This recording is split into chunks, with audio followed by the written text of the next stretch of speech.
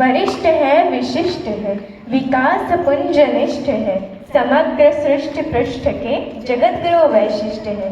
ऐसे हमारे माननीय अध्यक्ष महोदय श्री बैठे मैम, सभी मंचस्थ महानुभाव, हमारे श्री समर्थ पब्लिक स्कूल के एक सितारे और स्कूल का यशस्वी नेतृत्व संभालने वाले आदरणीय प्राचार्य महोदय, आदरणीय उप प्राचार्य महोदय एवं यहाँ पर उपस्थित सभी छात्रगण, मैं स्नेहा विष्णु वैराले कक्षा 7वीं स्कॉलर से आज के गणतंत्र दिन पर कुछ विचार अभिव्यक्ति हेतु आप सभी के समक्ष उपस्थित हूँ। उत्तरम यत् समुद्रस्य हिमाद्रिश्चैव दक्षिणम वर्षं तद् भारतम नाम भारती यत्र संतति। अर्थात समुद्र के उत्तर में और हिमालय के दक्षिण में जो देश है उसे भारत कहते हैं तथा उसके नागरिकों को भारतीय कहते हैं।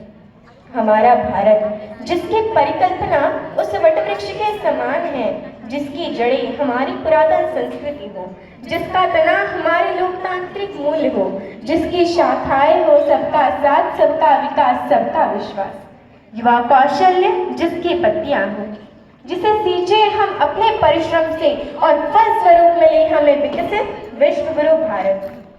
क्योंकि युवाओं की कोई एक स्पष्ट परिभाषा नहीं, अभी तो वो परिदृश्य अवश्य है। वो युवा जो संजीवनी पर्वत लाने में अदम्य साहस रखे, जो गोवर्धन धारी बनकर मर्यादा पुरुषोत्तम से रक्षा करे, लक्ष्मीबाई का युद्ध नंगेली का समर्पण, पद्मिनी का आत्मसम्मान, सीता का संयम झलकारी दायित्व के साथ, सर्वे भवन्तु सुखिनः सर्वे सन्तु निरामया का परिचित्र उदाहरण करें। फिर चाहे वो श्रीलंका में आपातकाल हो, बाढ़ग्रस्त नेपाल हो, अफगानिस्तान में अकाल हो, तुर्की का भूकंप विकराल हो या कोरोना में हाहाकार हो, हम युवाओं को आज़ादी की लड़ाई में अपना योगदान देने का भाग्य प्राप्त नहीं हुआ, लेकिन आज आवश्यकता है अपनी शक्ति को पहचानने की। क्योंकि हमारे प्रेरणा स्रोत स्वामी विवेकानंद जी कहा करते थे कि यदि मुझे 100 ऊर्जावान युवा मिल जाए तो मैं इस देश की दशा व दिशा दोनों बदल के रख सकता हूँ। ऐसे में हम तो 140 करोड़ हैं, हमारे लिए क्या कठिन, बस आवश्यकता है जामवंत की भूमिका निभाने वाले ऐसे मंचों। बस आवश्यकता है प्रत्येक युवा को ये जानने की कि वो क्या कर सकता है। जिस भी युवा को आध्यात्म में रुचि हो वो धर्म का प्रचार करे, शास्त्रों से परिपक्व युवा सरोजनी नायडू बनकर भारतीय संस्कृति को विदेशों में परिचित करे, तकनीक जानने वाला युवा अब्दुल कलाम बने, IIT NIT से पढ़ने वाला छात्र नासा के लिए नहीं अपितु इसरो के लिए काम करे। हम क्रिकेट, हॉकी, फुटबॉल, कबड्डी खेले तो भारत के लिए खेले।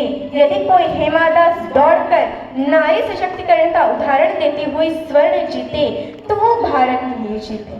हमारी गांव के युवा आगे आए और देश हित में नीरज चोपड़ा की तरह भाला फेंके। रचनाएं ऐसे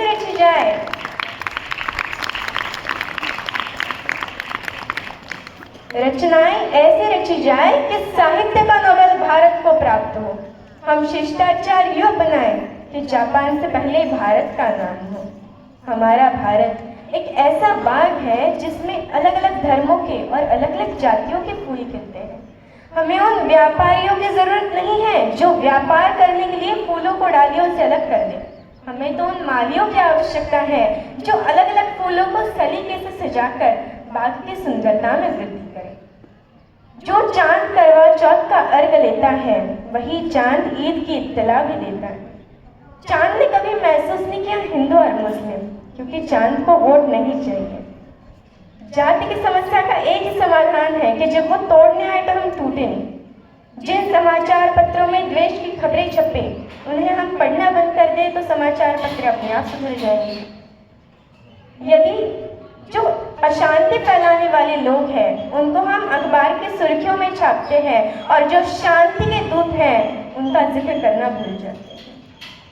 यदि हमने अपने धर्म, अपनी जाति को अपने घर तक सीमित कर लिया और पूरे देश के लिए एक धर्म ग्रंथ सुनिश्चित कर लिया, वो भारत का संविधान, तो ना तो फिर किसी को वंदे मातरम बोलने में आपत्ति होगी, ना किसी को भारत माता की जय बोलने में आपत्ति होगी।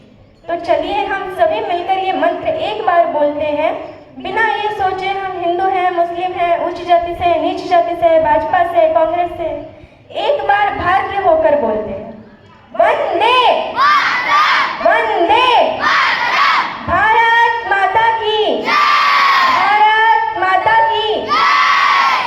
बस यही जोश बना रहना चाहिए।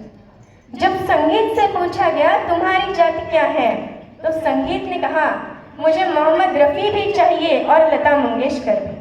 हमें भारतीय राजनीति में पंडित अटल बिहारी वाजपेयी भी चाहिए और एपीजे अब्दुल कलाम भी। इसके साथ मैं इतना कहना चाहूँगी और आप सभी को आह्वान करना चाहूँगी कि उठो जवान देश की वसुंधरा पुकारती, उठो जवान देश की वसुंधरा पुकारती, ये देश है पुकारता पुकारती माँ भारती, पुकारती माँ भारती। जय हिंद, जय भारत, धन्यवाद।